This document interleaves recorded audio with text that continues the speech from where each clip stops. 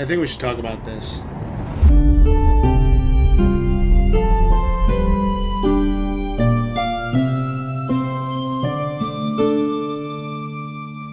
Hello everybody, Literary DM here. Welcome to my channel where we talk media and literary theory and apply to tabletop RPGs. Except for today, we are not talking about literary theory or even media, but rather we're talking about a more serious topic within the D&D community, and that is DM Burnout.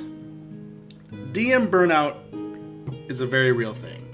It's something that every dungeon master, game master, lore keeper, seeker, what have you for the game will experience potentially at some point in their life, especially new dungeon masters. And honestly, those who say that they are impervious to DM Burnout and they will never get burnt out, I think are either overestimating their abilities or are just flat out arrogant. It is possible to get burned out on something. Sadly, even something that you enjoy. Which then begs the following questions. Well, one, what is burnout? Then following up with what are the signs? And then thirdly, what are things that we can do to fix or prevent DM burnout? Because there are solutions. Some of them are easier than others. But first, let's establish what is burnout. It is a point where you feel physically, emotionally drained, or even mentally drained, where you don't feel like you can meet certain demands due to constant stress, and, well, you just feel unmotivated. These are fairly common signs and can happen anywhere in life, be it for relationships, work, even hobbies. Now let's go ahead and dive into the possible causes for DM burnout, as well as the solutions. Quantifying them and qualifying them could be a little difficult, but let never be said here at Literary DM we don't at least try. So to make things a little more simple, we are breaking things down into three possible categories. 2 and 3 are fairly similar, but I think are different enough in that we can justify them being separated out, and you'll see why. Number 1, scheduling. Scheduling is one of the jobs of the Dungeon Master. Usually it's best just to say, this week at this time, and just go. But sometimes, well, schedule and life happens. People can't make it, so you have to do a lot of scrambling last minute to make sure things work, and that can get draining after a while.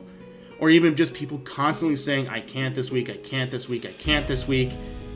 It honestly does get draining because you don't know what to prep for. And if you don't know what to prep for, well, that just gets mentally exhausting and can assist in the burnout. But perhaps it's not even that. Perhaps it's just, it is too much. You want to do weekly scheduling, and that is fantastic. That is an admirable goal. But perhaps having to prep session from week to week to week is just getting to you. That can happen. So maybe it is just the scheduling. The scheduling needs to be fixed. Number 2, the system. Honestly, the system is a big thing for a Dungeon Master. I am a firm believer that not every Game Master is capable or even should run the same system as everybody else. Some Dungeon Masters are extremely proficient at running Pathfinder 1st Edition. Some are even better at running 5th Edition or Monster of the Week or Call of Cthulhu. I firmly believe that every Dungeon Master has their specific game, or game style that really suits them. And honestly, once you find that system, prepping and going into it will be a lot easier. Pathfinder 1st Edition, for instance, for me anyway, as a player, I absolutely love. As a Dungeon Master, though, due to the amount of rules, it got incredibly taxing. It was one of the reasons that led to a lot of DM burnout. So, perhaps it's the system. You're just not enjoying it. It's not helping you with your DM prep. Or it's just the rules are so taxing, you need a more rules-light system. That is completely valid, and it's something that you need to figure out. Number 3, the table. This is where things get difficult. Perhaps it's just the table. As Dungeon Masters, and this is borrowing a little bit from Matt Colville, it is incredibly difficult to bring together a random group of people and expect them to play well together. everyone comes to the game for a wide variety of reasons. And we can't expect them all to mesh well or to play well together. It is incredibly hard to do so. Perhaps one of the reasons that's leading to burnout is that the table is just not a good match. And this is honestly the hardest one. Because we like to play with our friends. But that cannot be an excuse to keep playing when you are feeling burnt out. You need to take care of yourself. And if it's the table that's the problem, well then, let's start talking some solutions. Solution 1, scheduling. Honestly, this is the easiest one to fix. Talk to your party and find a consistent time that'll work for everybody, and that'll help you out being a dungeon master. Maybe the weekly schedule isn't working and you need to go a little bit more slower pace. Perhaps maybe just do 2 weeks out of the month. Have it be a bi-weekly campaign. Maybe just have it be once a month. Whatever helps you out. And then in the meantime, during those gaps, perhaps other people can sit behind the screen. You get a little rotating game going on. You can still also meet for board games, what have you. But these periods are when you, as a dungeon master, are going to run the game. And everyone is going to come and meet. That is what you need to do. Set up a consistent schedule. There is a D&D stream, it's since ended, called TFS at the Table. After a period where the DM had to do some campaign rewriting due to the fact of the table shifting for various reasons, they came back and they stated that they're going to be playing D&D for the first 3 weeks out of every month, but the last week of the month is going to be a random game. And they directly stated that this is to give their DM, at the time Zito, a break. And I love that Team 4 Star is the one that did this, because they have a decent amount of notoriety online in order to give visibility to this notion that it is okay for dungeon masters to take a break. You need to take a break. Relax. Do what you need to do to make sure that you are able to run the game as best as possible. And if that means setting up a schedule that better suits you as well as the rest of your table, then do so. Number 2, the system. So what you need to do is find a system that works well for you and that your table can get excited about. Perhaps you don't necessarily like 5e, but you want to go a little more rules light. You want to do maybe Monster of the Week, but you don't want to necessarily do Monster of the Week, or maybe you want to do Call of Cthulhu. Find what works best for you as the dungeon master to run, the one system that your table enjoys, and also that works for your adventure. That's the best system. Number 3, the table. First and foremost, just talk to your table. Talk to your table about things that are just not working. About various elements. Perhaps they're being too rules lawyery. Perhaps they're being a little too chaotic when you want the game to be a specific tone. And players, if your dungeon master comes to you and expresses this stuff, listen. They are just as much of a player as you are. Their enjoyment matters just as much as you. It is not selfish of them to say that they are not having fun. While it is their job, more or less, to make sure that everyone is having fun, guess what? That everyone includes them. So listen to them. They are putting a lot of time and effort in the week to make sure that everyone, including themselves, can have fun.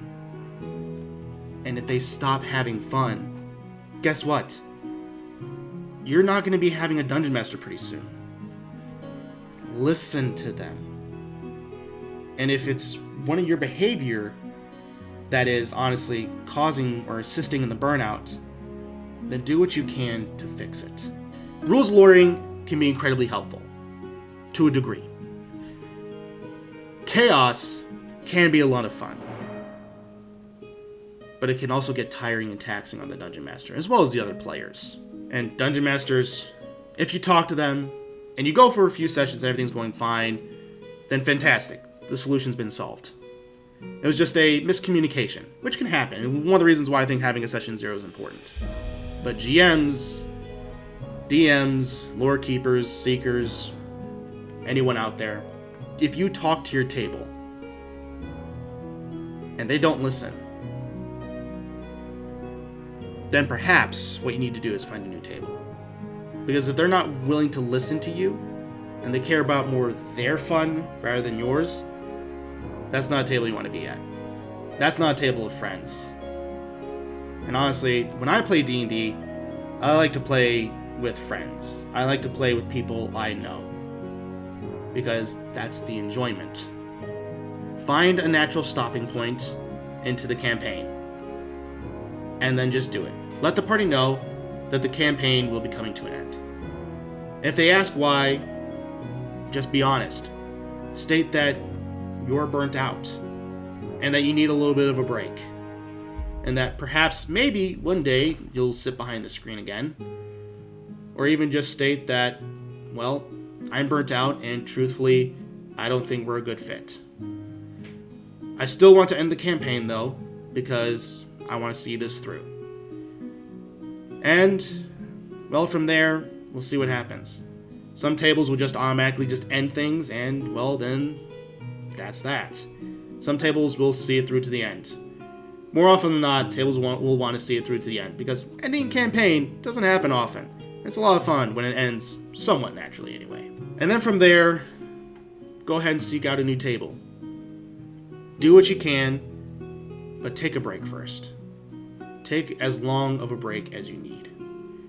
When I took a break from being a DM for a little while, I took several months off. Probably about 4 or 5 months before I finally sat behind the screen again.